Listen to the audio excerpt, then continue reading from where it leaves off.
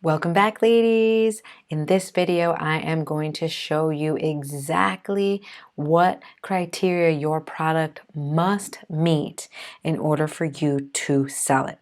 If it doesn't meet every single bullet here, you are not going to sell it, okay?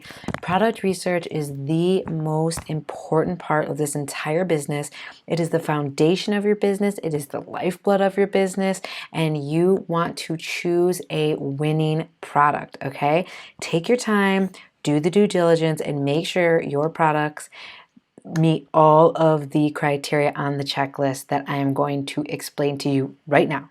Okay, so our goal is to find a product with medium to high demand and low competition. Okay, we want to follow the data and follow the numbers and not follow our passion here, okay? You may absolutely want to sell a product, but if it does not meet all of the criteria, if the data shows that this product is not going to work for you, then do not sell it, okay? I know it's hard for us women because we get emotionally attached to a lot of things, but in this business, you cannot get emotionally attached to your products. You just want to follow the data and make sure your product is going to sell. Okay, so the two softwares that we're going to download are Viral Launch and Jungle Scout. Okay, at the bottom of this video, you can click either of the links and you can save 15% on both of these softwares. I've contacted the companies directly and I've got this amazing discount for my girls. So please use it if you would like a 15% discount. Who doesn't want to save money in 2019? All right, so for Viral Launch, you're going to download the full software, the second tier software that is $85 a month. And for Jungle Scout, you're going to download the Chrome extension Lite. Okay, if you want to invest in the higher Chrome extension, you can, but Lite is the only one that I'm going to be showing you how to use in this video. All right, so first and foremost, what to look for and how to validate your idea. The very first thing we are going to look at when we are opening up our extension and opening up these product ideas are the reviews. Okay, the reviews are the most important and crucial aspect of doing product research. Okay, the reviews show us whether the competition is too high or the competition is too low. Okay, and so we want to make sure when we run our extension that 5 out of the top 10 sellers have less than 100 reviews. This is going to show us that the competition is low enough, the demand is high, the competition is low enough, the barrier to entry is easy to get in, and we have a chance at selling really well in this category, okay? So first things first, 5 out of 10 reviews in the top 10 have to have less than 100 reviews, okay? If they have more, if 6 out of 10, if 7 out of 10, 8 out of 10, we are not going to sell that product. We are going to lose the money that we invested because this category is too competitive and it's going to take us months to get rid of our inventory, okay? So first things first, 5 out of 10, less than 100 reviews. The second is no seller on the front page. So on that front page of the extension that we run has over 1,500 reviews, okay? That is just something we do not want to compete with. So 5 out of 10 less than 100, and nobody has over 1,500 in the front, on the front page, okay? And we want to type in a few different keywords and make that our product is very, very relevant to, okay? It's either the exact keyword or the next keyword that people are typing in, and I'll show you guys how to do this in just a moment. So we're going to try typing in at least 2 to 3 keywords for our product because the search results are going to be different for each of those keywords, and we want to make sure that the review count is still low and that nobody has over 1,500 reviews. Okay, we don't just want to do one search with one keyword and say, okay, it's a winner. We want to try 2 or 3 different high volume relevant keywords that can also describe our product, that customers are also typing in and searching for, And we want to make sure that the review count is low across the market, okay? So we do not want to screw ourselves here. We want a return on our investment. We want to be making money on Amazon, so we need to make sure the review count is low, okay?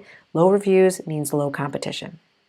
Next, we're going to make sure that the sales volume is between 3,000 and 20,000 monthly revenue. Now, this is an estimate, so it could be a little higher than 3, it could be a little higher than 25, but anything lower than $3,000 is not going to be profitable for you, okay? After you pay your fees and you have your inventory going, if you're making $3,000 or less, there's not going to be too much left over for profit. So we definitely want to make sure it's doing at least $3,000 a month in monthly revenue. And at the max, we want it to be $30,000. Okay. We do not want anything over $30,000 because the listings that are making $30,000 or more every month are going to attract a lot of unwanted attention from foreign sellers, from hijackers, and we will just run into problems that we don't need to run into, okay? So we're going to stay in the safe area between $3,000 and $20,000 a month. Even though it might be really tempting to get into a category where people are making $50,000 every month, we do not want to go there because we do not want the foreign sellers to take over. We do not want the hijackers to come on. And what I mean by hijackers is other people, unless your product is trademarked, other people can start selling it. And if they see that your product is doing really good, they can hijack your listing and start drop shipping it and start selling your same product in other markets and other countries, even in your own country. This personally happened to me. My first product I picked was super high volume, and then I had somebody drop shipping it in the Indian marketplace.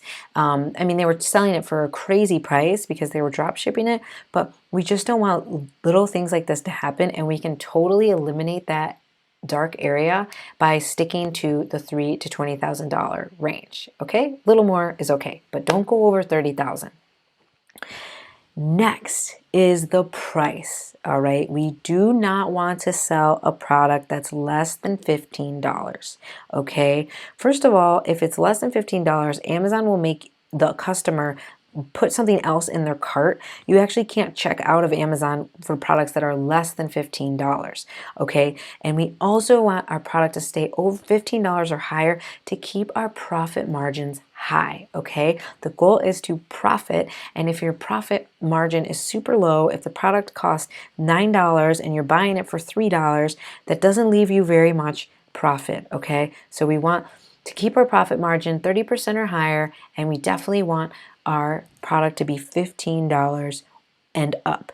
I personally like to search for products between the $20 to $60 range because I love a healthy profit margin, okay? So number 1, reviews. Number 2, sales volume. And number 3, price, okay? Number 4 is the product specs, all right? We want to find products that are easy to manufacture, okay? And what I mean by this is we don't want to sell products that have 20 different parts and pieces to them, things that can easily break, anything that's glass, things that look fragile or easy to break. These products are going to be shipping around the world, and then from Amazon they're going to be shipping around the country. So we want to make sure our product is easy to manufacture and it's not going to break easily, okay? Then we want to make sure that our product stays in. Amazon has 2 different categories. They have a small tier products and they have large tier products, okay? So we want to make sure our product stays within the small tier, meaning the product is going to weigh 20 pounds or less, and it's going to be 18 inches is the maximum size on one side, okay?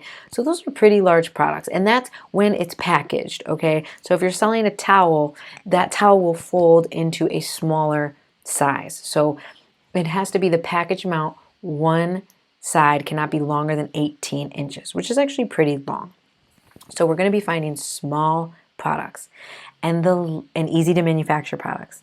And the last check for you is that this product is not seasonal, okay? And I'll show you how to check for seasonality when we go through our in-depth product research. But we're going to make sure the product is not seasonal.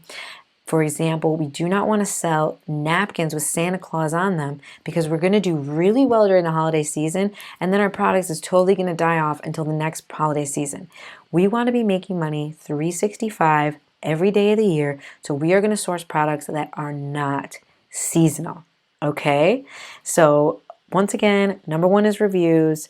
Number 2 is sales volume. Number 3 is the price. And number 4 is the product specs. Okay, so you can download this product research checklist at the bottom of this video. And do not, I will repeat, do not sell a product that doesn't meet every single one of these bullet points. Okay, I want you to be successful, and finding a winning product is the foundation of your success. So make sure you do your due diligence. Take as many weeks, months, and time that you need to find that right product. All right, happy searching, and I will see you in the next video.